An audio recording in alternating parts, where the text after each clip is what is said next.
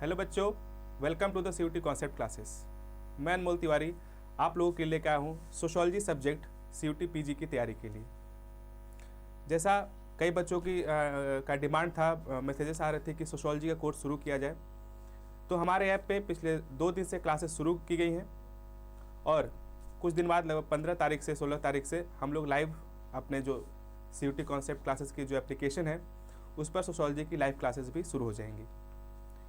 आप लोगों का भी सपना होगा सोशोलॉजी से मास्टर्स करने का, एमए करने का in the central universities like BHU, JNU, Allahabad university और भी कई सारी यूनिवर्सिटीज़ हैं जहाँ पर आप चाहते हैं कि आप मास्टर्स पढ़ें, तो आप हमारे कोर्स से जुड़िए और श्योरली आप सिलेक्शन आपका होगा किसी भी सेंट्रल यूनिवर्सिटीज़ में जिसमें आपकी इच्छा हो। तो शुरू करने से पहले मैं कोर्स के बारे में थोड़ा आपको बता देता हूँ, फिर अपने बारे में इंट्रोडक्शन दूंगा और आज जो अभी क्लासेस चलती आ रही हैं उसी सीरीज़ में जो हम लोग पढ़ रहे हैं उसके बारे में देखेंगे।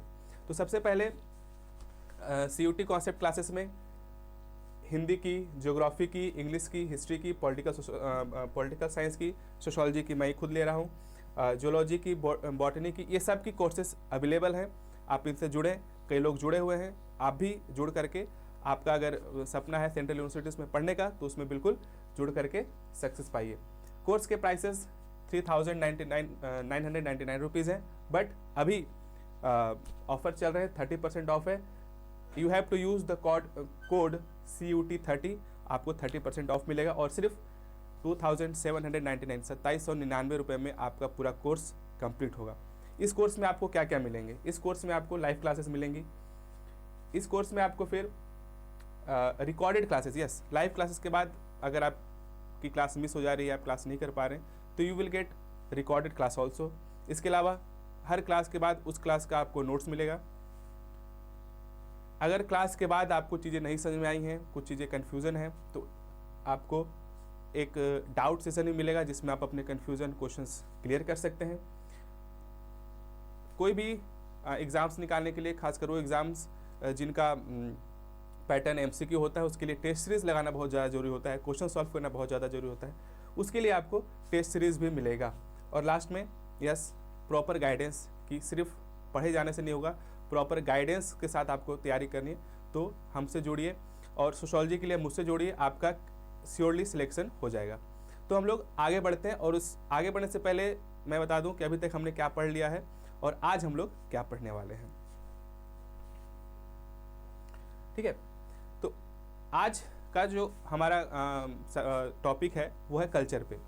इससे पहले जो भी क्लासेस मैंने ली है सीयूटी के ऐप पे आपको मिल जाएगा, आप जुड़िए और वहाँ पर आपको मिलेंगी। इसमें सबसे पहले मैंने सोशोलॉजी का इंट्रोडक्शन पढ़ाया है कि व्हाट इज़ सोशोलॉजी, उसका ओरिजिन, उसकी हिस्ट्री, और फिर सोशोलॉजी के जो फाउंडिंग फादर्स रहे हैं जिन्होंने सोशोलॉजी को एज ए डिसिप्लिन इस्टेब्लिश करने में अपना बहुत इंपॉर्टेंट रोल प्ले किया था, उनके बारे में पढ़ा। उनमें हमने सबसे पहले कॉम्ट के बारे में पढ़ा, फिर डर्कहाइम के बारे में, फिर वेबर के बारे में और फिर कार्ल मार्क्स के बारे में। ये 4 इंपॉर्टेंट थिंकर्स के बारे में पढ़ा। और उसके बाद हमारे सिलेबस के हिसाब से जो पहला यूनिट था उसमें सोशोलॉजी के डेफिनेशन और बेसिक्स के बाद जो सबसे इंपॉर्टेंट टॉपिक था कि relation of sociology with other subjects like anthropology, psychology, political science, history, ये सब आपके सिलेबस में दिया है, आप उसमें जाकर देखेंगे। ये हमने पढ़ा और उस क्लास के बाद हमने PYQ सॉल्व किया और फिर इस तरीके से देखा कि किस तरीके से जो मैंने क्लास में पढ़ाया था उसी से डायरेक्ट आपके क्वेश्चंस देखने को मिलेंगे। जो आपका सिलेबस दिया था उससे डायरेक्ट आपको क्वेश्चन देखने को मिला होगा, जब आप क्लास को देखेंगे तो उसमें मिल जाएगा। इसके अलावा हमने बेसिक कॉन्सेप्ट्स के बारे में, जो हमारा यूनिट है, यूनिट 2 में और 3 में बेसिक कॉन्सेप्ट जो है लाइक सोसाइटी क्या है, सोशल ऑर्गेनाइजेशंस क्या है, एसोसिएशंस क्या है, कम्युनिटी क्या है, स्टेटस एंड रोल, ये सब, सोशलाइजेशन क्या है, ये सब के बारे में हम अभी तक पढ़ चुके हैं। आप जल्दी से जुड़िए और इनके बारे में क्लास अटेंड कीजिए और अपने सोशोलॉजी के कॉन्सेप्ट्स क्लियर कीजिए। इसी सीरीज़ में आज का जो हमारा टॉपिक है वो कल्चर पे है। और कल्चर, पहले मैं बार बार ये कहता हूँ कि बेसिक कॉन्सेप्ट्स 2 कारणों से पढ़ना बहुत ज़रूरी है। पहला, जब तक आपके बेसिक कॉन्सेप्ट्स क्लियर नहीं होंगे आपको सब्जेक्ट समझ में नहीं आएगा। और सोशोलॉजी सब्जेक्ट में कई सारे बेसिक कॉन्सेप्ट्स हैं और वो अपने आप में बहुत ज़्यादा वास्ट हैं। अगर आप सोशोलॉजी एज ए डिसिप्लिन देखेंगे तो उसमें कल्चर एक छोटा सा टॉपिक है, बट जब हम सोशोलॉजी पढ़ने जाएंगे तो अपने आप में इतनी लंबी उसके खुद के कॉन्सेप्ट्स हैं, उसमें से इतनी सारी चीज़ें हैं जो समझना बहुत ज़्यादा ज़रूरी है। और दूसरा, from the exam point of view, आप कोई भी PYQ उठा के देख लीजिए, CUT PG का पिछले 2 साल के जो अभी तक हुए हैं 22-23 में, आप उनमें जाकर देख लीजिए, आपको कल्चर से क्वेश्चन 1, 2, 3 आराम से मिल जाएंगे। इसके अलावा इससे पहले जब CUT NT एग्ज़ाम नहीं लेता था, उससे पहले जब यूनिवर्सिटीज़ अपनी एग्ज़ाम लेती थी, लाइक BHU अपने एग्ज़ाम लेता था मास्टर्स के लिए और JNU लगता था, तो वहाँ आप जाकर देखेंगे, वहाँ पर कल्चर से कई सारे क्वेश्चंस आपको देखने को मिलेंगे। तो कल्चर का जो टॉपिक है वो अपने आप में इसलिए इम्पॉर्टेंट हो जाता है सोशोलॉजी एज ए सब्जेक्ट को समझने के लिए, बेसिक्स को समझने के लिए, और एग्ज़ाम निकालने के लिए। एग्ज़ाम्स में क्वेश्चंस कई सारे आते हैं कल्चर से, तो ये आपको जानना बहुत ज़्यादा ज़रूरी है। तो आज हम शुरू करते हैं कल्चर का बेसिक्स से शुरू करते हैं, ठीक है। आप यहाँ पर पहले फ़ोटो को देखिए जो लगी है साथ में स्लाइड में, आपको देखने को मिलेगा कि आपको कई सारी चीज़ देखने को मिलेंगी। यहाँ पर एक डांस है, फिर फेस्टिवल है, कुछ मॉन्यूमेंट्स है, ड्रेसिंग स्टाइल है, फूड हैबिट है, ये आपको देखने को मिलेगा। तो ये कल्चर में क्यों है? कल्चर का जब मैं बता रहा हूँ तो इस समय क्यों चीज़ें दिखा रहा हूँ, क्योंकि हर एक फ़ोटो अपने कल्चर के बारे में बता रहा है, ठीक है। ये डांस करते हुए कोई दिख रहा है, या फिर यहाँ पर कुछ फूड्स दिख रहे हैं, कुछ स्पेसिफिक डिशेस दिख रही हैं, या फिर कुछ मोनूमेंट्स दिख रहे हैं, कुछ भी है, ये वहाँ के कल्चर के बारे में बता रहा है। तो यही चीज़ कल्चर में हम पढ़ते हैं, ठीक है। Culture is a way of life, जो भी हम जीवन शैली जी रहे होते हैं। मैं बनारस से हूँ, तो यहाँ का अपना कल्चर है, यहाँ पर रहने से लेकर, खाने से लेकर, बोलने से लेकर, सब चीज़ का अपना एक तरीका है, और वो सब कुछ कल्चर में आ जाता है। वो सब कुछ मिला करके हम उसको संस्कृति जो कहते हैं, कि ये यहाँ की संस्कृति या उस जगह की संस्कृति हम कहते हैं, तो ये सब कुछ मिला करके हम उसको संस्कृति में इंक्लूड करते हैं, वो संस्कृति में आती है, ठीक है। तो डेफिनेशन में लिखेंगे कि culture is the sum of human life, values, beliefs, language system, communication and behaviour. इसमें आपको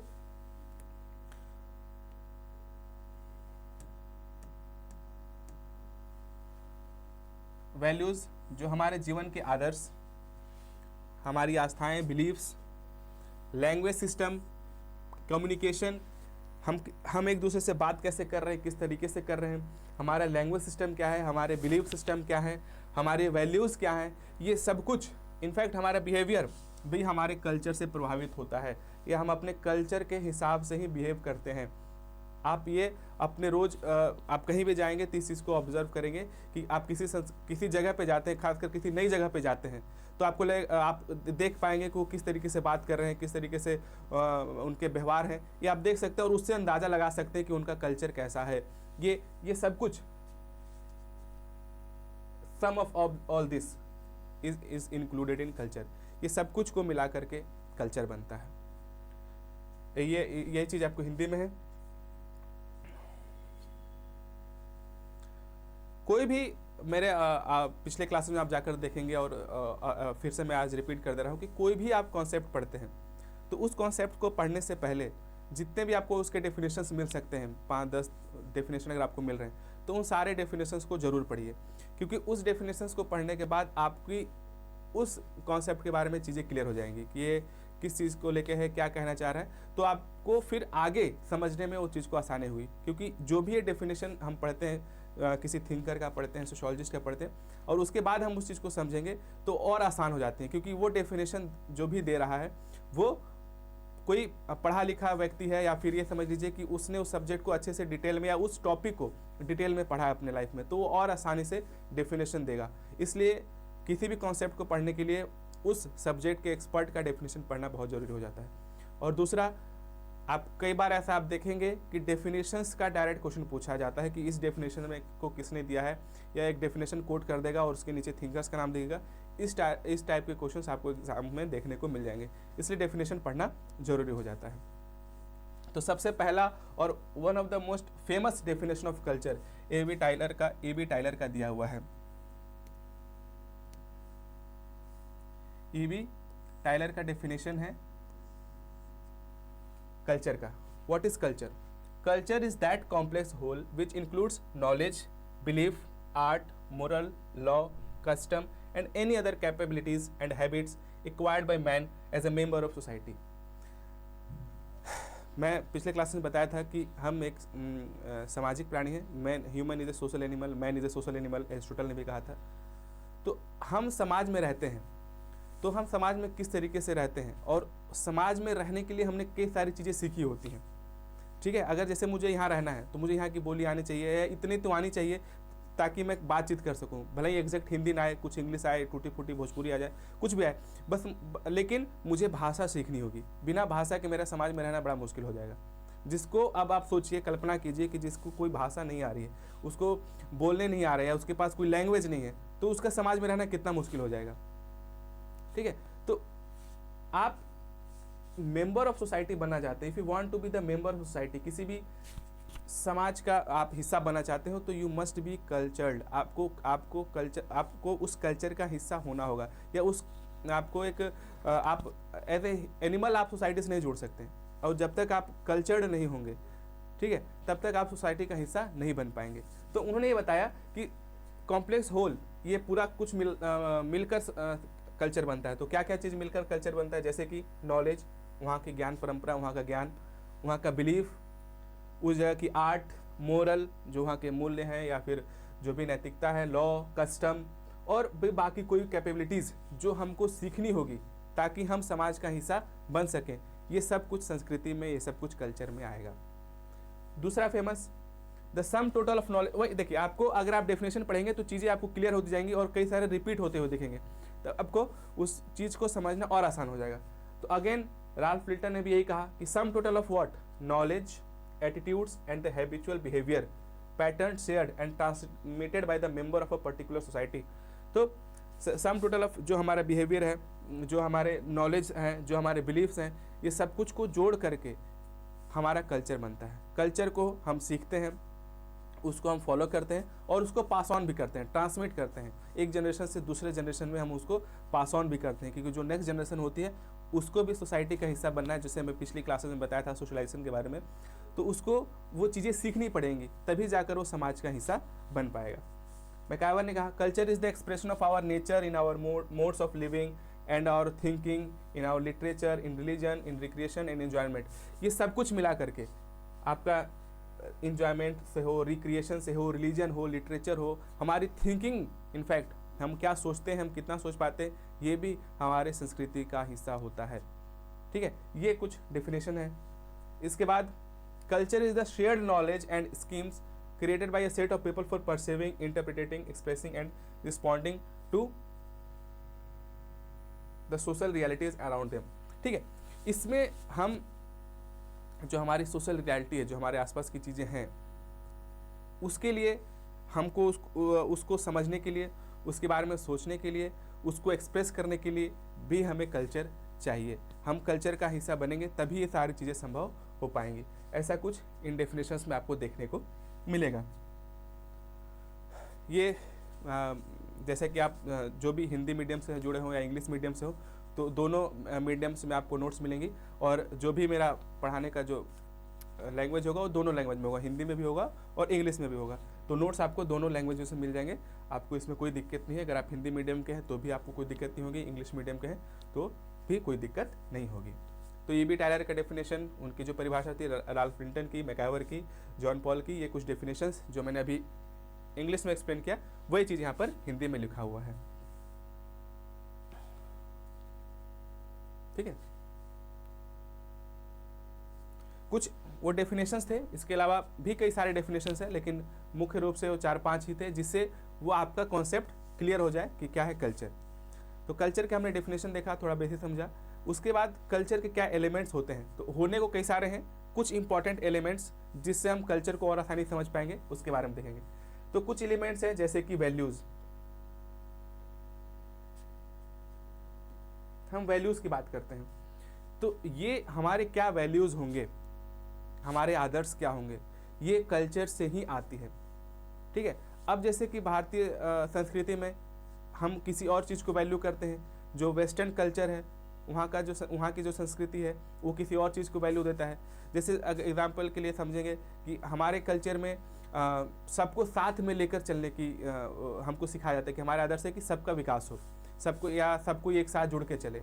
कई बार आपको हर जगह चीज़ नहीं देखने को मिलेगी, दूसरी संस्कृति में अपना इंडिविजुअल ग्रोथ देखने को मिलेगा। जो इंडिविजुअलिज्म है जो वेस्ट का, वो वहाँ के आदर्श हैं, वहाँ की वैल्यूज़ है कि इंडिविजुअल अपना पर्सनल एफर्ट से जितना डेवलप कर पाए उतना ही अमीर हो जाएगा। हमारी संस्कृति में क्या है कि सबको लेकर के चलने की संस्कृति है। तो जो आपकी वैल्यूज़ हैं वो भी आपके कल्चर से डिफाइन होता है, उसी से आप इंस्पायर होकर अपने वैल्यूज़ सेट करते हैं। ठीक है, हम अपने आदर्श सेट करते हैं। जैसे मैंने वैल्यूज़ पे जब क्लास लिए थे तो हमने बताया था कि हमारे वैल्यूज़ कहाँ से सेट होते हैं, हम वैल्यूज़ कहाँ से इंस्पायर करते हैं। हमारे लिए वैल्यूज़ हो सकती हैं कि हमारे रिलीजन से हो। जैसे रिलीजन में हम जो भी हमारे हिस्ट्री में लोग थे उनसे हमारी प्रभावित होती हैं कि हम रानी लक्ष्मीबाई जैसे सीखते हैं कि उनके हम वैल्यूज़ जीवन में लाने की कोशिश करते हैं, उनके जैसे बहादुर बनने के लिए उसके लिए सीखते हैं। तो जो भी हमारे वैल्यूज़ हैं वो हमारी संस्कृति का हिस्सा है और संस्कृति ही इस पर प्रभावित डालती है। हमारे कल्चर ही वैल्यूज़ डिसाइड करने में हेल्प करती है। दूसरा, नॉर्म्स, जो भी गाइडलाइंस है कि आपको कैसे बिहेव करना है, क्या नहीं करना है, क्या नहीं करना है, ये भी हमारा कल्चर बताएगा। कई सारी चीज़ें आपको गाँव में देखने को मिलेंगी, गाँव का कल्चर कुछ और है, शहरों में आपको देखने को नहीं मिलेगा, शहरों में कुछ नया चीज़ देखने को मिल जाएगा। ठीक है, तो वो कहाँ से आ रहा है, वो कल्चर से आ रहा है। तो नॉर्म्स भी कहाँ से आ रहे हैं, किसका हिस्सा है, वो भी आपके कल्चर का ही हिस्सा है। दूसरा, सैंक्शन। ठीक है, दूसरा क्या है, सैंक्शंस। मतलब सैंक्शंस क्या होते हैं, अगर आपने कुछ अच्छा किया तो आपको रिवॉर्ड मिलेगा, आपने कुछ गलत किया तो उसको आपको पनिशमेंट या पेनल्टीज मिलेंगी। तो ये सैंक्शन अगेन ये भी कहाँ से डिफाइंड होगा, ये आपके कल्चर का, ये भी कल्चर का हिस्सा है। कल्चरल डिसाइड कर लेगा कि ये चीज़ें हैं, अगर आप करेंगे तो आपको रिवॉर्ड मिलेगा, अगर ये चीज़ें आप करते हैं तो आपको पेनल्टीज मिलेंगी। ये आपका दूसरा चीज़ हुआ। ठीक है, cultural traits are the smallest units और the simplest units of a particular culture. ठीक है, जैसे कल्चर जो होता है वो कई सारी चीज़ों से मिलकर बना होता है, सिर्फ एक चीज़ पे कल्चर हम नहीं कह सकते। मैं तो लैंग्वेज बार बार एग्जांपल ले रहा हूँ, बट कई सारे हैं, कपड़े पहनने से लेकर फूड हैबिट से लेकर कई सारी चीज़ें हैं, त्यौहार, रिचुअल्स, सब फेस्टिवल, सब कल्चर का हिस्सा है। तो जो सिंपलेस्ट फॉर्म है, जैसे अगर कोई घर बनता है तो घर में कई सारे दीवार होते हैं और दीवार किसी से बना होता है, ईंटों से बना होता है। तो यहाँ पर आप इसको as a building block of culture कह सकते हैं, छोटे छोटे चीज़ें। ठीक है, छोटे छोटे चीज़ों से मिल करके हमारा एक कल्चर डिफाइन होता है या बनता है। ठीक है, वो उसी को हम कल्चरल ट्रेट्स कहते हैं। कल्चरल ट्रेट्स मटेरियल भी हो सकता है, नॉन मटेरियल भी हो सकता है। मतलब उसमें ऐसी कोई मटेरियलिस्टिक चीज़ें भी होंगी कल्चर में और नॉन मटेरियलिस्टिक चीज़ें होंगी। जैसे नॉर्म्स या वैल्यूज़ क्या हैं, वो नॉन मटेरियल हैं, और फूड हैबिट हो सकता है या फिर जो क्लोथिंग स्टाइल है वो आपका मटेरियल कल्चर हुआ। तो इस कल्चरल ट्रेट्स में जो स्मॉलेस्ट और सिंपलेस्ट फॉर्म है वो या तो ये मटेरियल भी हो सकता है और नॉन मटेरियल भी हो सकता है।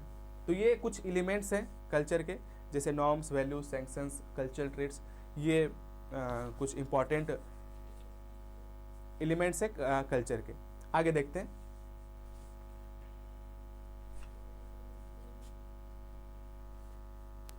अगेन जो अभी हमने देखा उसका हिंदी में पीपीटी है, संस्कृति के तत्व, आदर्श, मानदंड, प्रतिबंध, सांस्कृतिक लक्षण, कल्चरल ट्रेट्स। ठीक है, ये जो टॉपिक है इसको समझना जरूरी है कि इसी से कई बार रिपीटेटिव मोड में आपको क्वेश्चंस देखने को मिलेंगे। क्या क्या है वो, तो सबसे पहले कल्चर इज सोशली लर्न। ठीक है, अब कोई भी कल्चर है या कोई भी उसका एक छोटा सा यूनिट भी है, ठीक है, तो हमें कहाँ से मिलता है, हम कहाँ सीखते हैं, तो वो जो समाज है, जिस समाज का हम हिस्सा हैं, वो हमें सिखाती है। तो पिछले क्लास में मैंने सोशलाइजेशन पढ़ाया था, उसमें मैंने बताया था कि जब हमारा सोशलाइजेशन होता है तो हम समाज के नियमों को और उसके बारे में सीखते हैं ताकि हम एक सामाजिक प्राणी बन सकें। ठीक है, तो जो भी हम सीखते हैं वो कल्चर का हिस्सा ही सीखते हैं। हम जब हम घर से अपना जो भी फैमिली जो हमें सिखाती है, मदर टंग जो हुआ या फिर जो रहने का तरीका, बिहेवियर, बेसिक जो नॉलेज हमें वो घर से मिलता है। बाकी चीज़ें कुछ हमें अपने पीयर ग्रुप से मिलेंगे, फिर स्कूल से मिलेगा, फिर बाकी रिलीजन और आपका अलग बाकी जो एजेंट्स हैं वहाँ से हम सीखते हैं। तो जो भी हम कल्चर सीखते हैं वो हम अपने सोसाइटी से सीखते हैं। That's why it's called socially learn. हम सामाजिक रूप से उसे सीखते हैं। Culture is symbolic. कई सारी चीज़ें आपको देखेंगे जो कल्चर जो है सिंबॉलिक रूप से काम करती हैं। ठीक है, अब जैसे किसी कल्चर में फ्लैग है, तो फ्लैग क्या है, एक सिंबल है जो किसी चीज़ को रिप्रेजेंट करेगा। जैसे हमारा नेशनल फ्लैग है, तो वो नेशनल फ्लैग अगर आप कहीं देखेंगे तो आपको अपनी कंट्री के बारे में आएगा कि हाँ ये मेरा कंट्री है। कई बार कोई जब गोल्ड मेडल जीतता है तो फ्लैग दिखाया जाता है, तो उससे क्या पता चलता है कि ये इंडिया को रिप्रेजेंट कर रहा है, पूरे भारत को रिप्रेजेंट कर रहा है। तो कल्चर में भी कई सारी चीज़ें ऐसी होती हैं जो सिर्फ जो सिंबल के रूप में होती हैं और कई कई चीज़ों को रिप्रेजेंट करती है। मंदिर क्या हुआ, अपने आप में एक सिंबॉलिक प्लेस है जहाँ पर लोग जाके पूजा पाठ करते हैं। तो ये सारी चीज़ें हैं। पहला दूसरा क्या हुआ, culture is symbolic. Culture is integrated. Integrated मतलब एक दूसरे से जुड़ा हुआ। तो छोटी छोटी कई सारी चीज़ें मिल करके एक कल्चर को बनाती हैं। That's why culture is integrated. All aspects of culture function as a inter related whole. ठीक है, मतलब चाहे वो लैंग्वेज हो, चाहे फेस्टिवल हो, चाहे कुछ भी हो, हैं अलग अलग लेकिन वो इंटर रिलेटेड हैं और फिर उसी तरीके से समाज में वो फंक्शन करती हैं। वो दे फंक्शन एज अ होल। ठीक है, अलग अलग जितने भी यूनिट्स हैं वो इंटीग्रेट होके एज अ होल काम करती है, तभी तो हम सर्वाइव करते हैं, एक सामाजिक प्राणी बनते हैं। सिर्फ एक चीज़ से हम नहीं हो पाएगा, कई सारी चीज़ें हैं जो एक साथ अलग अलग होती हैं बट एक साथ आकर के वो फंक्शन करती हैं। That's why culture is integrated. Culture is adaptive, adapt करना। ठीक है, कल्चर इज अडेप्टिव मतलब people adapt themselves to the environment using culture. The ability to adapt themselves to practically and ecological condition unlike other animals make human acquire unique. Culture is adapted करने का मतलब है कि हम जगह के हिसाब से अडेप्ट कर लेते हैं। ठीक है, अब एग्जाम्पल लेंगे। जैसे कि अभी मैं बनारस में हूँ, एक प्लेन एरिया में, उत्तर प्रदेश में हूँ, तो एक प्लेन एरिया है। यहाँ पर बहुत ज़्यादा ठंड नहीं पड़ती है, बहुत ज़्यादा गर्मी नहीं पड़ती है, मॉडरेट होता है। यही अगर मैं ऊपर नॉर्थ की तरफ चले जाऊँ, कश्मीर में चले जाऊँ, तो वहाँ काफ़ी ठंड पड़ेगी। तो मैं क्या करूँगा कि वहाँ के कल्चर के हिसाब से अडेप्ट करूँगा और वहाँ का जो पहनावा है उसको पहनूंगा ताकि मैं ठंड से बच सकूँ। अगर मैं वही राजस्थान में चले जाऊँ तो वही कपड़ा पहन के मैं नहीं जाऊँगा, वहाँ के हिसाब से फिर मैं अपने आप को अडेप्ट करूँगा। तो ये कल्चर जो है अडेप्टिव होता है। हम सब कुछ तो नहीं सीखते लेकिन सर्वाइव करने इतना तो ज़रूर सीख जाएंगे। हम वहाँ के हिसाब से खाना खाएंगे। ठीक है, अब जो फूड हैबिट हो सकता है साउथ इंडिया में फॉलो किया जाए, उसी चीज़ को अगर मैं नॉर्थ इंडिया में फॉलो करूं तो हो सकता है कि मेरी तबीयत खराब हो जाए। पहली बात तो मिलेगा नहीं, कई चीज़ें, सारी चीज़ें मिलेंगी भी तो उतना हमारे शरीर को सूट ना करे। तो लेकिन बट एज ए ह्यूमन मैं अडेप्ट कर लूँगा, वहाँ के पहनावे के हिसाब से, वहाँ के रहने के हिसाब से अडेप्ट कर लूँगा। ये चीज़ एनिमल नहीं कर पाते। वो अपने जो नेचुरल हैबिटेट में उनका जन्म हुआ, अगर ऊँट को मैं जाके हिमालय तरफ ले जाऊँ तो वो सर्वाइव नहीं कर पाएगा क्योंकि वो अडेप्ट नहीं कर पाएगा। उसको आदत कहाँ की है, वो रेगिस्तान में रहने की उसकी आदत है, वो उसके हिसाब से उसने अपने आप शरीर को ढाल लिया है, वो अडेप्ट नहीं कर पाएगा। ये जो यूनिक टैलेंट है, यूनिक फीचर है, वो सिर्फ ह्यूमन के बीच में। तो क्यों हो पा रहा है, क्योंकि वो कल्चर को अडेप्ट कर सकते हैं। ठीक है, तो ये एक इंपॉर्टेंट कैरेक्टरिस्टिक्स है कल्चर का। Culture is adaptive. आगे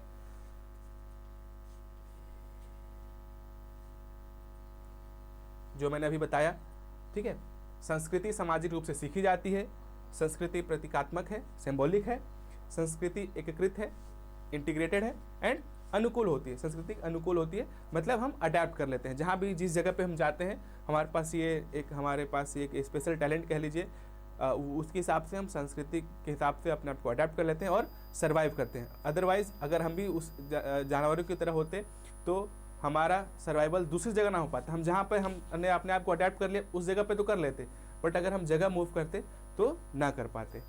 ठीक है, culture is all encompassing. Culture is all encompassing, ये चीज़ समझना बहुत जरूरी है। कल्चर इज ऑल इनकम्पासिंग, हर चीज़ को वो इंक्लूड करता है। जितना भी आप अपने डेली लाइफ में आप इस चीज़ को समझना है तो ऐसे देखिए कि आप सुबह उठने से लेकर के रात के सोने तक के बीच में जो भी सारी चीज़ें करते हैं, आप कैसे स्कूल जाते हैं, वहाँ स्कूल में आपका व्यवहार कैसा है, स्कूल में कैसे कपड़े पहन रहे हैं, ड्रेस पहन रहे हैं, और वापस घर आने के बाद आपका दोस्तों से कैसे रिलेशन है, दोस्तों के साथ आप कैसा व्यवहार कर रहे हैं, आपके घर वालों से आप कैसे रिलेशन है, ये सब कुछ कल्चर में आ जाएगा। किस तरीके से बात कर रहे हैं, ये all this thing will come under the sphere of या सर्कल ऑफ कल्चर। वो सब कुछ कल्चर के अंदर में ही आ जाएगा। जैसे कि उसमें मटेरियल, नॉन मटेरियल, सारी चीज़ें, वो सब कुछ आपके कल्चर में आ जाएगा। इनका पास all expect which affect people in their daily life, जो भी हमारे रोज के जीवन में प्रभावित करती है वो सब कुछ कल्चर में आ सकता है। ठीक है, countless material and non material aspects of human life. It includes man made objects, ये भी man made objects, ideas, activities, ठीक है, तो ट्रेडिशंस, ठीक है, इंटेलेक्चुअल टेक्निक्स, आर्ट्स, ठीक है, फिजिकल और मोरल एक्टिविटी, जो भी सारी चीज़ें हैं ये सब कुछ कल्चर में आ जाता है, ये कल्चर का हिस्सा बनता है, ठीक है। तो culture is all encompassing. Next feature is culture is inculcated, ठीक है। तो all animals are capable of learning but humans alone seems to have considerable, हाँ देखो, considerable measure to pass on their acquired habit to their children, the process known as enculturation. ये enculturation important topic है, जब हम लोग आगे और basic concepts पढ़ेंगे तो ये इनकल्चरेशन, असेसिमिलेशन, ये सारी चीज़ें पढ़ना है, इसका एक अलग क्लास होगा। बट यहाँ पर ये समझिए कि हम जो है जो सीखते हैं उसको पास ऑन कर देते हैं, ठीक है। अब एनिमल क्या कर सकते हैं, एनिमल इस चीज़ को पास ऑन नहीं करेंगे, उनके पास ये कैपेसिटी नहीं है, बट ये अलोन ह्यूमन बीइंग के पास है। जैसे पिछले बार में बताया, पिछले में स्लाइड में, कि अडेप्टिव होते हैं, इस तरीके से यहाँ पर भी है कि वो पास ऑन कर सकते हैं नेक्स्ट जनरेशन को। तो कल्चर इज इनकलकेटेड, वो आप उसको आगे और भी पास ऑन कर सकते हैं, ज़रूरत के हिसाब से जो आपको नेक्स्ट जनरेशन को इन्फॉर्मेशन देना होगा आप उसको पास ऑन कर सकते हैं। जैसे किसी ने आग की इन्वेंशन की होगी, तो आग तो बन गया, तो उसको फिर नेक्स्ट जनरेशन में बताया गया कि आग से आपको ये चीज़ें नहीं करनी है। पहली बार जब आग बना होगा तो उन्होंने कई सारी चीज़ें जला दी होंगी, तो जब उनको सीखा कि हाँ ठीक है आग का ऐसा यूज़ करना है, ऐसा नहीं करना है, तो ये कैपेसिटी डेवलप हुई कि उनके पास था कैपेसिटी कि हम इसको नेक्स्ट जनरेशन को ये बताएंगे कि ये चीज़ आपको आग से नहीं करनी है। तब उसको उन्होंने और प्रॉपर तरीके से किया, वो जनरेशन और अच्छे से नेक्स्ट जनरेशन को बताएगी। तो ये चीज़ें जो है कल्चर का एक इम्पॉर्टेंट कैरेक्टरिस्टिक है।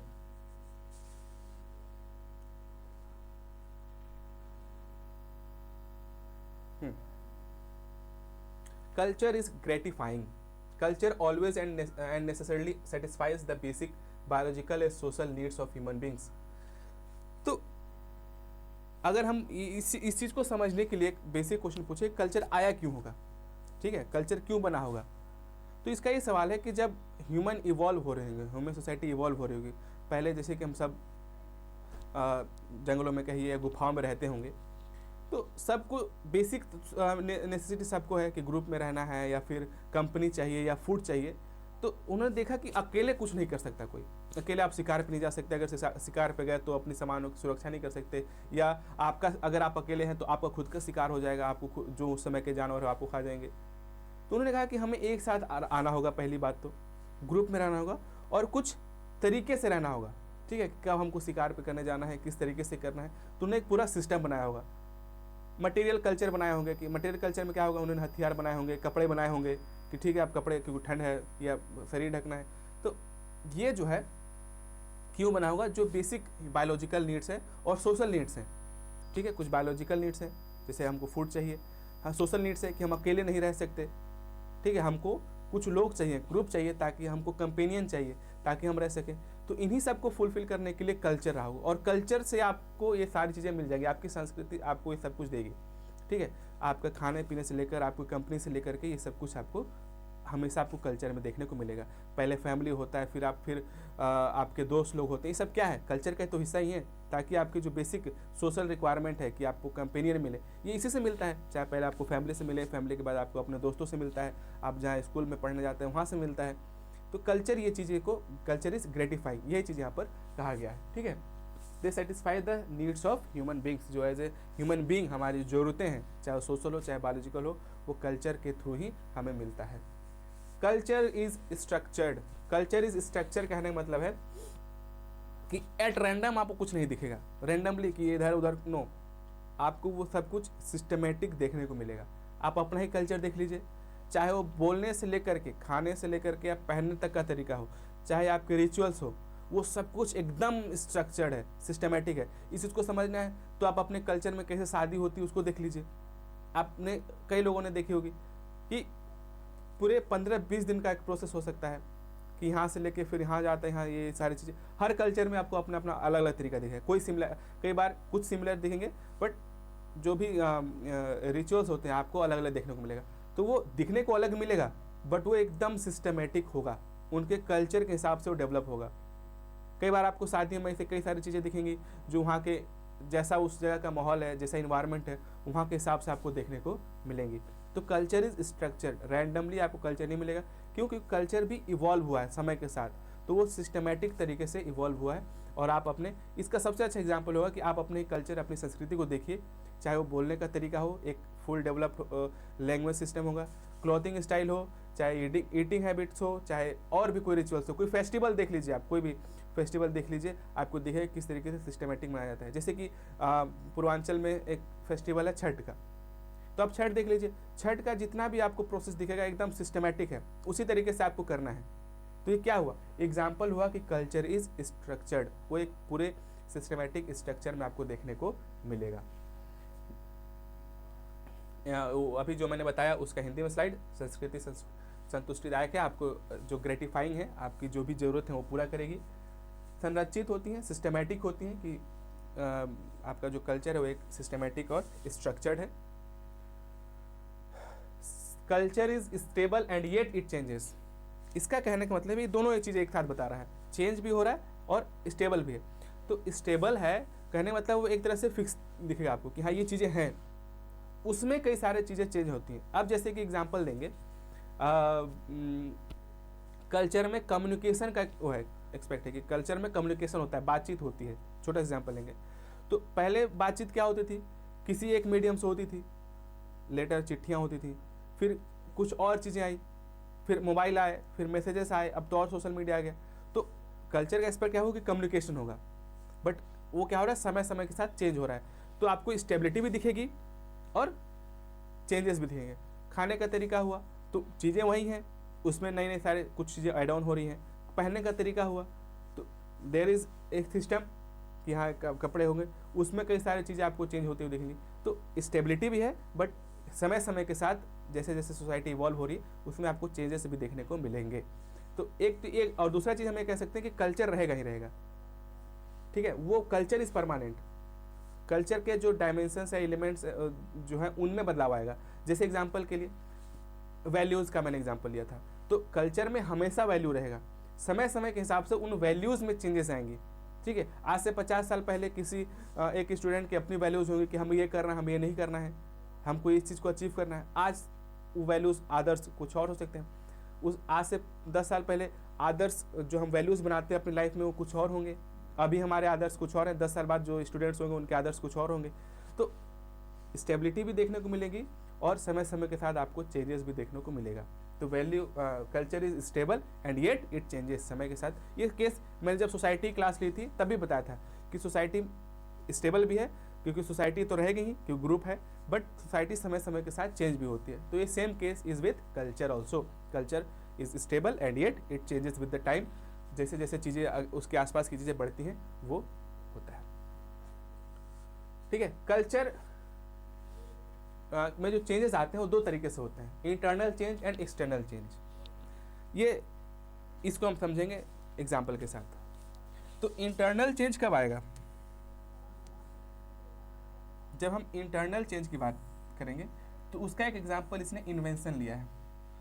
तो इसका एग्जाम्पल कैसे लग सकते हैं, चलो वेस्टर्न सोसाइटी का लेते हैं। तो वेस्टर्न सोसाइटी में एक समय पे मशीन्स आए, साइंस डेवलप हुआ, ठीक है।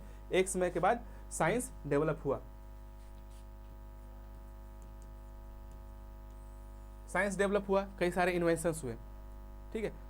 उस इन्वेंशंस की वजह से उस सोसाइटी में इंडस्ट्रियलाइजेशन आया, और इंडस्ट्रियलाइजेशन आने के बाद कई सारी चीज़ें बदली उस समाज में, ठीक है। उनके कल्चर में कई सारे बदलाव आए, ये आप हिस्ट्री में आराम से पढ़ सकते हैं, सोशियोलॉजी में भी हम देखेंगे।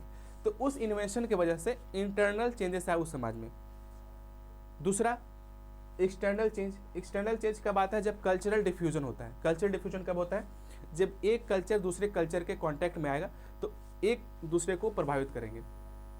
अब जैसे इंडिया, जब हम ग्लोबलाइजेशन की बात करते हैं, तो जब या फिर ब्रिटिश रूल आए तो उनके कल्चर से हम प्रभावित हुए, और कई सारी चीज़ें आज हम देखेंगे जो हम दूसरे कल्चर से प्रभावित हमको देखने को मिलता है। तो हमारे कल्चर में बदलाव कहाँ से आया, उसका सोर्स ऑफ ओरिजिन कहाँ से हुआ, वो दूसरे सोसाइटी से आया, वो हमारे कल्चर में पहले से नहीं था। But due to cultural diffusion हम कई सारी चीज़ें फॉलो कर रहे हैं, या हमारे यहाँ की भी कई सारी चीज़ें वहाँ जा रही हैं, उससे वहाँ पर बदलाव आया। तो दो तरीके से बदलाव आया, जब अंदर से आए इंटरनल चेंज आए, और दूसरा एक्सटर्नल चेंज। तो इंटरनल चेंज का एग्जांपल हो गया इन्वेंशंस, कई सारे बदलाव इन्वेंशंस की वजह से होते हैं, ठीक है। और जैसे एग्जांपल मैंने इंडस्ट्रियलाइजेशन का लिया, उसके लिए क्या हुआ, मशीन की और साइंस का डेवलपमेंट हुआ, इंडस्ट्रियलाइजेशन आया, तो सोसाइटी में कई सारे चेंजेस आए। तो उसके लिए उनको कोई बाहर से नहीं बदला, उनके अंदर उनके अपने समाज में ऐसी चीज़ें आई जिनकी वजह से उनकी समाज में बदलाव है, तो सांस्कृतिक रूप से भी वो बदले। ये चीज़ दूसरे तरीके से कब होगी, जब बाहरी प्रभावित होगा, बाहर से हम प्रभावित होंगे, जो एक्सटर्नल इन्फ्लुएंस आएगा वो किसके थ्रू आएगा, कल्चरल डिफ्यूजन के थ्रू आएगा, और तब हम अपने कल्चर में उस चेंज को देखेंगे। जैसे पहनने का तरीका, ठीक है, अभी भी आप ऐसे कई सारे ड्रेसिंग सेंस देखेंगे, जो ड्रेसिंग स्टाइल देखेंगे जो हमारे यहाँ का नहीं था, वो कहाँ से है, वेस्ट से प्रभावित है, वेस्टर्न सोसाइटी से प्रभावित है, वहाँ के कल्चर से प्रभावित है। तो यहाँ तक कैसा है, वो कल्चरल डिफ्यूजन के थ्रू आया। इस टर्म को समझ लीजिए, कई बार कल्चरल डिफ्यूजन क्या होता है ये पूछा जाता है एग्जाम में। हम लोग इसके बारे में आगे देखेंगे। जो सोशल प्रोसेसेस हमारा यूनिट है, सिलेबस आप जब देखिएगा तो उसमें इन सब के बारे में है, अकोमोडेशन, इनकल्चरेशन, एसेसिमिलेशन, ये सब हम देखेंगे, उसमें और डिटेल में इस चीज़ को देखेंगे। तो ये इंपॉर्टेंट हुआ, ये किस चीज़ को बता रहा, पता चला हमें इसके बारे में कि कल्चर इज़ स्टेबल, कि कल्चर स्टेबल भी होता है, बट समय समय के बाद उसमें चेंजेस भी आते रहते हैं, इसलिए यहाँ पर culture is stable and yet it changes. Cultural shock, shock मतलब क्या होता है, झटका लगना, ठीक है। आपको करंट कुछ हुई तो आपको झटका लगेगा, झटका मतलब अनएक्सपेक्टेड, ठीक है। It was shock for me, कई बार हम लोग कहते हैं ना, लाइन यूज करते हैं, it was shock for me. कब होता है शॉक लगता है, जिस चीज़ की आपको उम्मीद ना हो और वो आपको देखने को मिल जाए, या आप वो चीज़ों को देख लें सामने या फेस करें। ये same case with cultural shock भी है। कई बार ऐसा होगा कि सपोज आप बनारस में रह रहे हैं और अचानक से आपको अगले दिन मैं अमेरिका ले जाऊँ, तो वहाँ पर आप उनके बोलने के तरीके से देखें, अरे ऐसे कैसे बात कोई कर सकता है, या ऐसे कौन कैसे कपड़े पहन सकता है, तो आपको कल्चरल शॉक लगेगा। जब आप अचानक से किसी नए कल्चर में जाएंगे और वहाँ के वे ऑफ लाइफ को देखेंगे, तो आप अपने वे ऑफ लाइफ से कंपेयर करेंगे और फिर आप उसको झटके लेंगे, अरे हमारे यहाँ तो ऐसे कपड़े पहने नहीं जाते हैं, हमारे यहाँ ऐसी बोली नहीं जाती है, तो बहुत गलत तरीके से है। या तो आप गलत कहेंगे, सही कहेंगे, जो भी हो सकता है, आपका अपना जजमेंट है, but you will be shocked, आप सरप्राइज हो जाएंगे, अरे ये क्या हो रहा है। तो this is called cultural shock, ठीक है, कि psychological and social maladjustment at the micro or macro level that is experienced for the first time when people encounter new culture। जब हम एक नए कल्चर से हमारा इनकाउंटर होता है, जब हम पहली बार नए कल्चर देखते हैं, तब हमको वो देखने को मिलता है, ठीक है। ये तब जब हम नए कल्चर को देखेंगे तब हमको शॉक लगेगा, ठीक है। हम अचानक से इंग्लैंड चले गए, हम अचानक से अफ्रीका चले गए, तो वहाँ हम देखेंगे, वहाँ के कल्चर को देखेंगे तो हम सरप्राइज हो जाएंगे, ये क्या हो रहा है, ये तो हमारे यहाँ होता ही नहीं है। तो वो जो शॉक होगा उसी को कल्चरल शॉक कहते हैं, ठीक है। ये इंपॉर्टेंट टर्म है, ध्यान दीजिएगा, इससे क्वेश्चन कई बार पूछा जा चुका है, आप पूछा जा भी सकता है।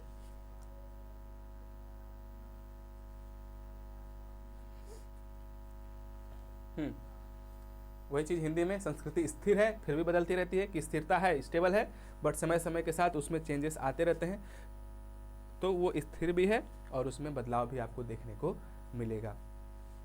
कल्चरल शॉक जो मैंने बताया, ठीक है, कि नए विचार, नई अवधारणा से जब आती हैं, नई चीज़ें आती हैं, तब आपको जो शॉक लगेगा, अजीब लगेंगी, उसके बाद आप उसको कहते हैं कल्चरल शॉक, ठीक है। ओवर्टनेस एंड कोवर्टनेस, ओवर्ट एंड कोवर्ट, इसका मैं एग्जांपल आसान भाषा में समझाता हूँ। मान लीजिए कि आप पहली बार गांव जा रहे हैं, या पहली बार शहर जा रहे हैं, या पहली बार कोई नए जगह जा रहे हैं, या कभी भी जा रहे हैं कहीं, कोई ऐसी जगह जा रहे हैं जहाँ का आपका अपना कल्चर से बाहर जा रहे हैं, तो जब आप जाएंगे एज ए ऑब्जर्वर, आप वहाँ चीज़ें को ऑब्जर्व करेंगे, देखेंगे, ठीक है। तो कुछ चीज़ें आपको तुरंत दिख जाएंगी, ठीक है, कि वो क्या खा रहे हैं, कैसी भाषा बोल रहे हैं, कैसे बिहेव कर रहे हैं, ठीक है, और क्या कैसे पहनने का तरीका है उनका, ये सब चीज़ आप आसानी से देख जाएंगे, पहली मतलब आसानी से आपको दिख जाएगा, विजिबल हो जाएगा, ऑब्जर्व कर पाएंगे आप, ठीक है। तो ये सारे चीज़ जो आप आसानी से देख सकते हैं, ऑब्जर्व कर सकते हैं, वो आपका ओवर्ट आया, ठीक है, ओवर्टनेस एंड कोवर्टनेस। तो refer to the qualities of culture, तो overt means easily detectable, overtness मतलब आप आराम से उसको डिटेक्ट कर लें, देख लें कि हाँ अच्छा इस कल्चर में गए, वहाँ ये लैंग्वेज बोलते हैं, आप नोट आउट के लिए, फिर आप गए तो उन्होंने देखा कि अच्छा इन लोग का ड्रेसिंग स्टाइल ऐसा है, ये देख लिए, आपने उनका फूड हैबिट देख लिया, उनका बिहेवियर देख लिया, तो ये तुरंत आपको विजिबल हो जाएगा। आप देखेंगे कि नए लोगों के साथ कैसा व्यवहार कर रहे हैं, वो नए लोगों को किस तरीके से देखते हैं, तो ये चीज़ आप आसानी से डिटेक्ट कर सकते हैं। तो कल्चर का वो एक्सपेक्ट, वो एलिमेंट्स, वो हिस्सा जो आप आसानी से डिटेक्ट कर लें, ऑब्जर्व कर लें, उसको हम ओवर्टनेस कहते हैं, overtness of that culture, overt culture भी बोलते हैं, ठीक है। और इसी का जस्ट अपोजिट कोवर्ट हुआ, कुछ चीज़ें आपको समय के बाद पता चलेंगी कि उनकी वैल्यूज़ क्या हैं, उनकी विचारधारा क्या है, उनकी थॉट प्रोसेस क्या है, उनकी बिलीफ सिस्टम, उनका बिलीफ क्या है, ये आपको तुरंत नहीं पता चलेगा। आपको उनके समाज का हिस्सा बनने पड़ेगा कुछ समय के लिए, कुछ दिनों के लिए, समझेंगे तब जान पाएंगे अच्छा ये समाज में ये चीज़ें हैं। मतलब इस तरह से एक तरह से ये कह सकते हैं कि हिडन, ठीक है, कोवर्ट मतलब हिडन चीज़ें। Covert implies those qualities of culture which are not easily detectable. ऐसा नहीं है कि एकदम छुपे रह जाएंगे, उसके लिए आपको समय देना पड़ेगा, थोड़ा सा रहना पड़ेगा, उस समाज का हिस्सा बनना पड़ेगा, उस कल्चर का हिस्सा बनना पड़ेगा, उस संस्कृति का हिस्सा बनना पड़ेगा, तब आपको चीज़ें समझ में आएंगी कि कोवर्टनेस और वर्टनेस। तो वर्टनेस जो ईजिली डिटेक्ट हो जाए, कोवर्टनेस जो ईजिली डिटेक्ट ना हो, आपको मेहनत करना पड़ेगा। जैसे कि सेंटिमेंट्स, भावनाएं, बिलीफ, फियर, वैल्यूज़ क्या हैं वो चीज़ मोस्टली आप समझेंगे कि इसमें से जो मटेरियल कल्चर है वो थोड़ा आप जल्दी ऑब्जर्व कर पाएंगे, नॉन मटेरियल जो पार्ट है कल्चर का वो आप थोड़ा लेट से ऑब्जर्व करेंगे। तो ये हुआ वर्टनेस एंड कोवर्टनेस। ठीक है, समझ में आ गई बात। प्रकटता और गुप्तता, जो प्रकट है जो आपको तुरंत दिख जाए, कुछ चीज़ें जो गुप्त हैं, जो छुपी हुई हैं, जिनमें आपको समय लगेगा समझने के लिए, वो वर्ट हुई। ठीक है, इसी से मिलता जुलता एथोस एंड एडोस है। ठीक है, इसको हाँ देखिए किसने इस टर्म को दिया, इस चीज़ को आपको याद करना होगा। ठीक है, कि एथोस एंड एडोस के बीच में डिफरेंस का या कॉन्सेप्ट का किसने दिया, ये आपको जानना बहुत जरूरी है, क्योंकि इससे कई बार क्वेश्चन पूछा जा चुका है। ठीक है, इन्होंने एथोस एंड एडियोस के, क्रोएबर ने एथोस एंड एडियस टर्म के बारे में बताया और उसके बीच में क्या डिफरेंसेस है उसके बारे में बताया। तो draw attention to this two aspects of culture. Ethos refers to the effective और इमोशनल क्वालिटी। ठीक है, जो इमोशनल क्वालिटी होता है किसी कल्चर का, उसके बारे में बताते हैं। ठीक है, ये और एडियोस क्या है, इज द फॉर्मल अपीयरेंस। ठीक है, फॉर्मली अपीयर। अब जैसे कि एग्जांपल देखेंगे इसका, तो कुछ चीज़ें आप जो फॉर्मल तरीके से रिप्रेजेंट करते हैं। ठीक है, जैसे आप ऑफिस जाएंगे, इंटरव्यू में जाएंगे या कहीं जाएंगे तो एकदम फॉर्मल ड्रेस पहन के जाएंगे, फॉर्मल लैंग्वेज का यूज़ करेंगे, तो वो आपका ईडियोस में आया। ठीक है, ईडियोस में आया उसका वो पार्ट को। ठीक है, और जो इमोशनल पार्ट हुआ, जो भावनात्मक पक्ष हुआ, ठीक है, जो सेंटिमेंटल पार्ट हुआ, ये जो आता है जिसमें हम बिलीफ या फिर हमारा थॉट, जो हमारी थॉट प्रोसेस है, बिहेवियर है, वो आपके इथोस में आते हैं। और इथोस ही सेंट्रल है, अकॉर्डिंग टू क्रोएबर इथोस ही जो है वो सेंट्रल फोर्स है, क्योंकि इसी से आपका बाकी चीज़ डिसाइड होगा कि आपकी थॉट प्रोसेस क्या है, आपका बिलीफ सिस्टम क्या है, इसी से बाकी चीज़ें डिसाइड होंगी। ठीक है, तो इथोस एंड इडियोस से दो पार्ट हुआ, एक इमोशनल एस्पेक्ट, एक मतलब जो सेंटिमेंटल पार्ट हुआ, और एक जो फॉर्मल एस्पेक्ट हुआ कल्चर का, ये दो डिफरेंस हुए। ठीक है, लोकाचार है, इडोस जो यहाँ पर है। ठीक है, इन्होंने दो टाइप के एलिमेंट्स के बारे में या दो एस्पेक्ट्स के बारे में बताया। इसके बाद ये बहुत इंपॉर्टेंट टॉपिक है, अगेन अनदर इंपॉर्टेंट टॉपिक। इससे भी आप एक बार कभी भी PYQ देखिएगा या फिर जब हम सॉल्व करेंगे तब देखिएगा, एथोसेंट्रिज्म और कल्चरल रिलेटिविज्म से क्वेश्चन आया होगा। इसको हम लोग आसान भाषा में पहले समझ लेते हैं फिर देखेंगे। ठीक है, जैसे कि आप कई बार ऐसे देखेंगे कि हम कहते हैं कि हमारे यहाँ ये चीज़ें अच्छी हैं, हमारा समाज बहुत अच्छा है, वो उन लोग असभ्य लोग हैं या फिर वो चीज़ों को अच्छे से नहीं करते हैं, तो अपने कल्चर को सुपीरियर बताना। ठीक है, अपने कल्चर को ही बेस्ट बताना। जैसे कि कौन ऐसा करता था, जो यूरोपियंस आए थे। ठीक है, यूरोपियंस आए थे,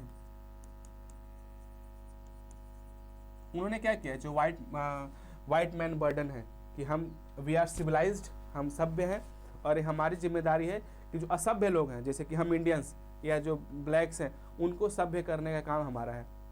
तो इस लाइन से क्या पता चलता है कि जो वाइट पीपल हैं, ठीक है, जो वाइट्स हैं और उनका जो कल्चर है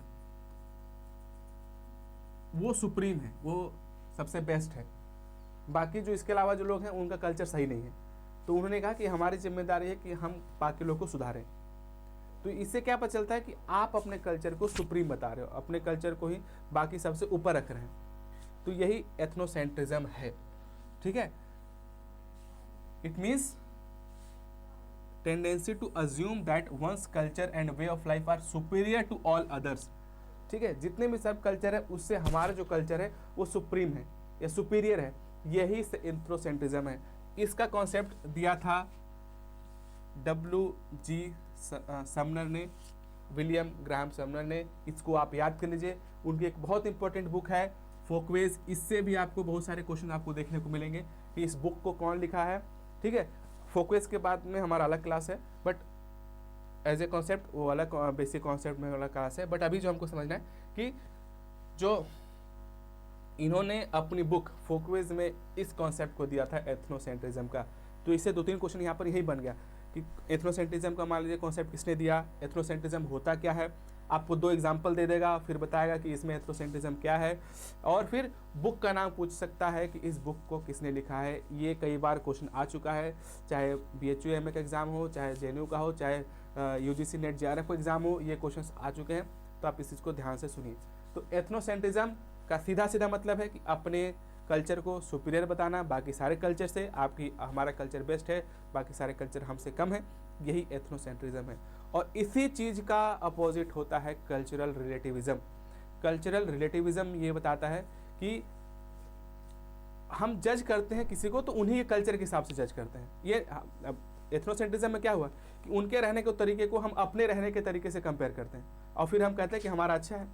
तो कल्चरल रिलेटिविज्म में हमें देखते हैं कि उनको उनके ही कल्चर के हिसाब से जज करते हैं कि हाँ उनका कल्चर ऐसा है तो उसमें वो कैसा कर रहा है, तब हम बोलेंगे कि नहीं तुम ठीक नहीं कर रहे हो, अच्छा नहीं कर रहे हो। तो कल्चर रिलेटिविज्म में हर कल्चर को एक तरह से कह सकते हैं कि रिस्पेक्ट है, आपका अपना कल्चर है, आप अपने तरीके से रहिए, हमारा अपना कल्चर है, हम अपने तरीके से रहेंगे। ये कल्चरल रिलेटिविज्म है। दोनों अपोजिट हैं, दोनों को समझना बहुत ज़्यादा जरूरी है, ठीक है। यही है जाति केंद्रितवाद, अपने अपने जो आपका कल्चर है उसमें केंद्रित होना, और सांस्कृतिक सापेक्षवाद रिलेटिविज्म कि आपका कल्चरल रिलेटिविज्म क्या है, ठीक है।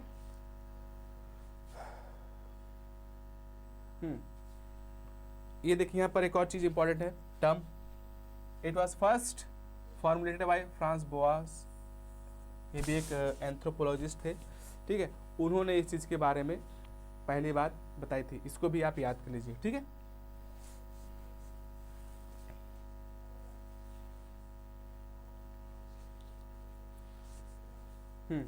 टाइप्स ऑफ कल्चर, कई तरीके के कल्चर होते हैं, आप इस चीज़ को ऑब्जर्व भी कर सकते हैं डेली लाइफ में, कई सारे कल्चर हैं। तो पहली बात तो टाइप्स कल्चर ही है, और इनमें से कुछ ऐसे टाइप्स हैं जिनसे रेगुलर क्वेश्चंस कई बार आते हैं, इस चीज़ को मैं बताते जाऊँगा। सबसे पहले नेशनल कल्चर। नेशनल कल्चर मतलब as a nation, as a whole उस नेशन का क्या कल्चर है, इसके बारे में हम कहते हैं। जैसे कि अगर हमसे यहाँ पर एग्जांपल मैंने ब्राज़ील का लिया, तो जैसे हम कोई ब्राज़ील से आया या फिर हम कभी टीवी पे देखेंगे तो हम कहेंगे this is Brazilian culture to do so, ठीक है, या उनके कल्चर का हिस्सा है। इसी तरीके से भारतीय संस्कृति का ये हिस्सा है, हम कहते हैं ना कि भारतीय संस्कृति है कि ये हो, भारतीय संस्कृति कहती है कि वसुधैव कुटुंबकम हो। तो हम क्या करते हैं as a nation, as a whole उस कल्चर के बारे में बताते हैं। तो ये हमारा नेशनल कल्चर हुआ, उसमें म्यूज़िक, कल्चर, फेस्टिवल, कई सारी चीज़ें आ जाती हैं, ठीक है। दूसरा सब कल्चर। सब कल्चर कहने का मतलब यहाँ पर यह है कि एक ही जगह पे कई सारे कल्चर, जैसे कि अगर हम पहले एग्जांपल लेते हैं इंडिया का कल्चर, इंडिया में हो सकता है कि नॉर्थ इंडिया का कल्चर अपना होगा, साउथ इंडिया का कल्चर अपना होगा। नॉर्थ इंडिया में भी यूपी का कल्चर कुछ और हो सकता है, और मध्य प्रदेश का कल्चर कुछ और हो सकता है, हिमाचल प्रदेश का कल्चर कुछ और हो सकता है, कश्मीर का कल्चर कुछ और हो सकता है।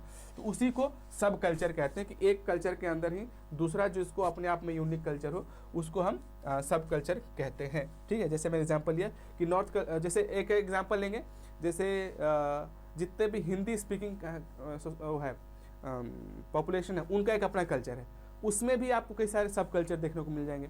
इंडिया में तो इसकी बहुत ज़्यादा डाइवर्सिटी है, कल्चरल डाइवर्सिटी इंडिया में बहुत ज़्यादा है। आप छोटे छोटे रीजन में भी बांट सकते हैं कि वहाँ का अपना यूनिक कल्चर है। यूपी में भी पूर्वांचल का अपना कल्चर है, जो वेस्टर्न यूपी उसका अपना कल्चर देखने को मिल सकता है आपको। बिहार का इससे कल्चर हो सकता है कोई अलग दिख जाए, वहाँ कल्चर अलग दिख जाए। सबसे अच्छा एग्जाम्पल आपको लैंग्वेज का मिल जाएगा, ठीक है, कि आपको कई सारे डिफरेंसेस देखने को मिल जाएंगे। तो ये हुआ सब कल्चर कि culture with in larger culture, एक लार्जर कल्चर के अंडर में एक और जो कई सारे छोटे छोटे कल्चर हो सकते हैं, यूनिक कल्चर हो सकते हैं, वो सब कल्चर कहलाता है। राष्ट्रीय संस्कृति और उप संस्कृति, ये हिंदी में जो अभी मैंने बताया। काउंटर कल्चर, काउंटर का मतलब ये होता है अगेंस्ट में, किसी चीज़ का जवाब देना एक तरह से, ठीक है, काउंटर करना कि मैंने कुछ कहा आप उसका काउंटर करिए। सेम केस कल्चर के भी साथ होता है।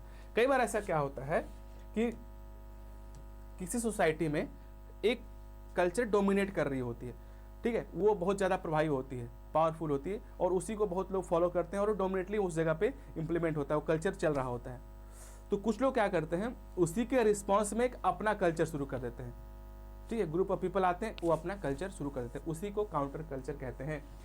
This represent group that reject main stream norms and values. कई बार जो उस समाज का जो मेन स्ट्रीम है, जो मुख्य धारा के जो विचार हैं या फिर नॉर्म्स हैं, उसको लोग रिजेक्ट करते हैं, मानेंगे ही नहीं, ठीक है, और अपना खुद का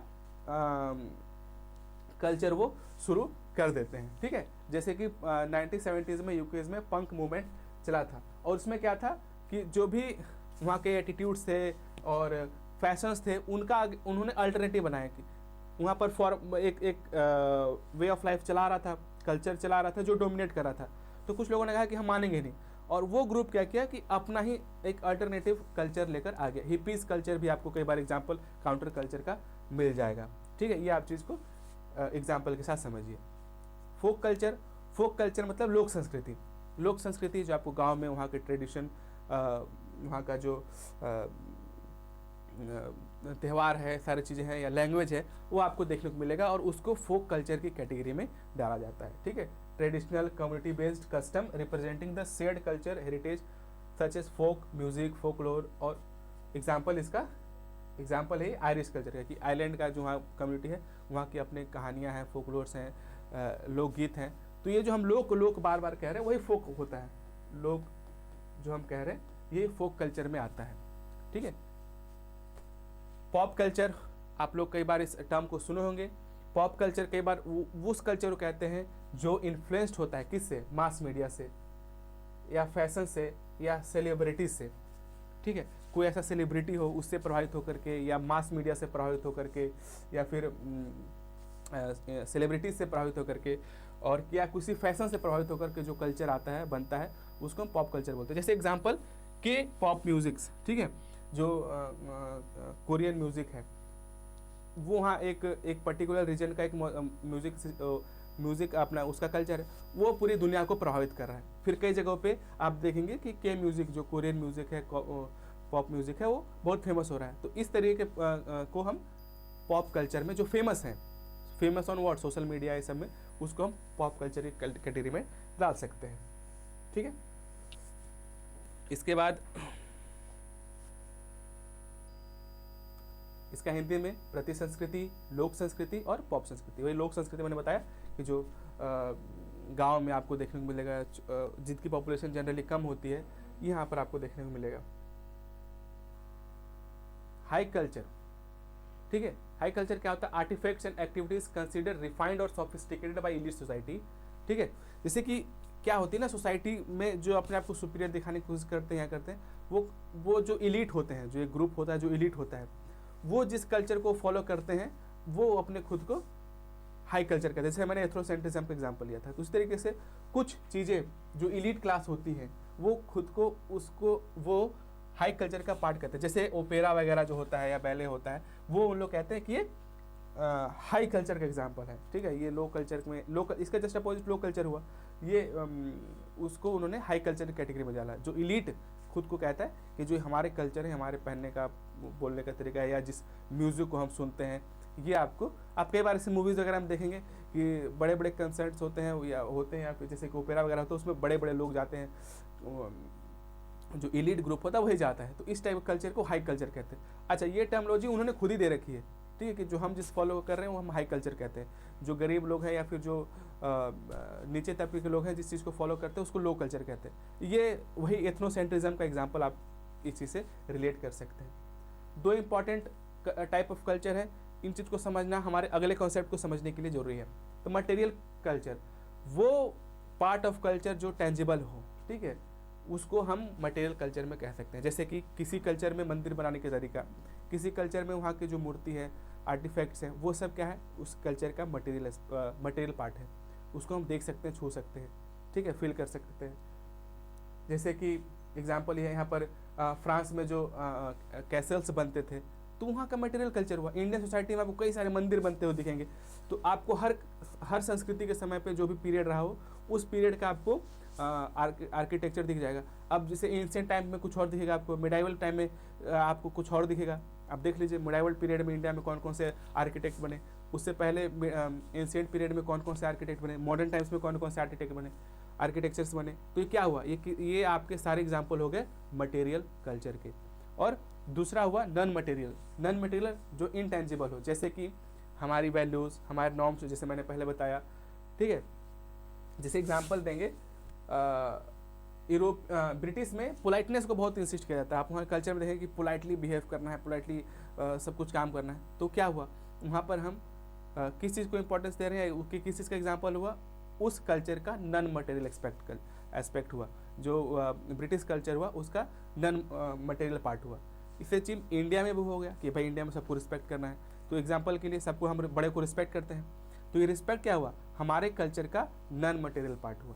तो मटेरियल कल्चर और नॉन मटेरियल कल्चर ये दो टाइप हुए, उच्च संस्कृति, भौतिक संस्कृति और गैर भौतिक संस्कृति, ठीक है। Professional culture refers to culture to followed at a particular place जहाँ आपका प्रोफेशन हो। जैसे कि अगर आप कहीं पढ़ाने जा रहे हैं, तो आप अगर किसी स्कूल के टीचर हैं, कॉलेज में प्रोफेसर है, तो वहाँ पर आपका एक सेट वे ऑफ बिहेवियर होगा कि आप वहाँ पर कैसे बिहेव करना है, किस तरीके से बात करनी है। ये सब आप रैंडमली तो नहीं बोल सकते, जैसे आप घर पे बातचीत करते हैं, अपने दोस्तों के बीच नहीं करते हैं, वैसा नहीं कर सकते। आपको वहाँ पर प्रोफेशनली बिहेव करना होगा, वहाँ का अपना कल्चर होगा। That is example of professional culture. Organisational culture इसी चीज़ से मिलता जुलता, कि जो किसी ऑर्गेनाइजेशन का आप हिस्सा बनते हैं या आप किसी के हिस्से हैं, तो वहाँ पर आप उस हिसाब से आपका पहनने का, बोलने का तरीका हो जाता है, तो उसको हम ऑर्गेनाइजेशनल कल्चर कहते हैं, ठीक है। ये last topic of the day, cultural lag, ठीक है। कल्चरल लैग क्या हुआ, ये पहली बात तो ये क्वेश्चन बहुत इंपॉर्टेंट है, ये कई बार आपका एग्जाम्स में पूछा जा चुका है कि कल्चरल लैग क्या होता है, ठीक है। सबसे पहला चीज़ कि ये कहाँ से आया, तो इस कॉन्सेप्ट को दिया W.F. ऑगबर्न ने। इस कॉन्सेप्ट को देने वाले हैं W.F. ऑगबर्न, ठीक है। इन्होंने इस कॉन्सेप्ट को दिया कि व्हाट इज कल्चरल लैग। इनकी बुक का नाम था सोशल चेंज। तो ये तीनों क्वेश्चन पूछा जाएगा। पहला, कल्चरल लैग क्या होता है, आपको कुछ स्टेटमेंट दे सकता है, असर्शन रीजन भी पूछ सकता है, किसने दिया ये भी एक क्वेश्चन पूछ सकता है, किस बुक में था ये भी क्वेश्चन आ सकता है। तो पहले तो एग्जाम पॉइंट ऑफ व्यू से हो गया। दूसरा, आप समझते हैं कि कल्चरल लैग क्या होता है। तो अभी मैंने 2 मिनट अभी कुछ देर पहले मैंने बताया मटेरियल कल्चर और नॉन मटेरियल कल्चर, ठीक है। मटेरियल और नॉन मटेरियल।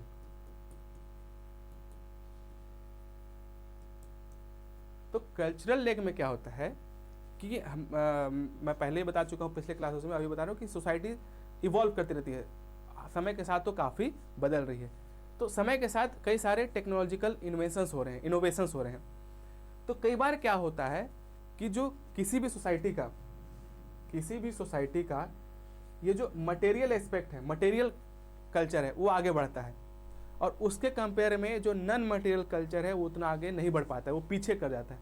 और यहीं से वर्ड आया लैग कहते हैं ना, कि मेरा कंप्यूटर, मेरा मोबाइल लैग कर रहा है, या मैं अपनी पढ़ाई में लैग कर रहा हूँ, मतलब पीछे रह जा रहा हूँ। तो कल्चरली आप पीछे रह जा रहे हैं। तो किस सेंस में पीछे रह जा रहे हैं कि आपका जो नॉन मटेरियल पार्ट है वो पीछे रह जा रहा है, जो नॉन मटेरियल कल्चर है वो पीछे रह जा रहा है, और आगे कौन बढ़ जा रहा है, जो मटेरियल कल्चर है। ये चीज़ आप देखते हैं, वही चीज़ यहाँ पर है। Technological progress produce rapid changes in the material aspects of a culture, but non material aspects fail to adjust और they do so only after an excessive time lag.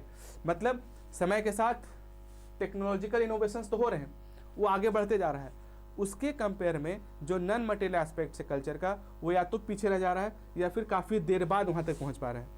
इसी को कल्चरल लैग कहा है ऑगबर्न ने, कि material culture आगे बढ़ रहा है, नॉन मटेरियल कल्चर उसके पीछे रह जा रहा है। ये आसान भाषा में आप समझिए कि आप जैसे देखेंगे कि खूब अभी टेक्नोलॉजी इनोवेशंस हो रहे हैं, मोबाइल आ रहे हैं, 5G आ रहा है, सोशल मीडिया आगे बढ़ जा रही है। उस कंपेयर में जो नॉन मटेरियल पार्ट है, वैल्यूज़ है, नॉर्म्स है, थॉट प्रोसेस है, वो चीज़ उस कंपेयर में आगे नहीं बढ़ पा रही है। कई सारी सोसाइटीज़ अभी उसके काफ़ी पीछे हैं। जिस तरीके से हम टेक्नोलॉजिकली एडवांस हो चुके हैं, उस कंपेयर में हमारी सोसाइटीज़ कई सारी चीज़ें अभी भी पीछे हैं।